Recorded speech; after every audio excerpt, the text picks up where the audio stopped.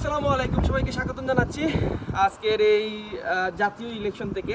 আজ ইংল্যান্ডে হচ্ছে জাতীয় ইলেকশন। তো আমি আজ আমার প্রথম ভোটটা অলরেডি দিয়ে আসছি। ইংল্যান্ডের প্রথম ভোট আমার। তো এখানে দুইটা পার্টি সবচেয়ে বড় প্রতিদ্বন্দ্বিতা করছে, একটা হচ্ছে কনজারভেটিভ আর একটা হচ্ছে লেবার পার্টি। তো যে ভোট শুরু হয়েছে সকাল 7টা থেকে রাত 10টা পর্যন্ত চলবে এই ভোট গ্রহণটা। আমাদের প্রচুর বাঙালিরা লেবার পার্টির সাথে ছিল। প্রতিনিয়ত পার্টি বছর একটি যেন সমস্যা হয়েছে কেয়ার স্টামার্সের একটি বক্তব্যের কারণে আসলে লেবার পার্টির প্রতি অনেকে অনীহা চলে আসছে। তাই আমি আমার ভোটটাও দিয়েছি ইন্ডিপেন্ডেন্ট কাউকে, কারণ আমি যেটা মনে করি বিশ্বাস করি যাতে লেবার পার্টি একচাটিয়া ভোট না পেয়ে দল গঠন না করে 100%, এটা আসলে বর্তমান সময় 100% শিওর হয়ে গেছে যে লেবার পার্টি ক্ষমতায় আসবে।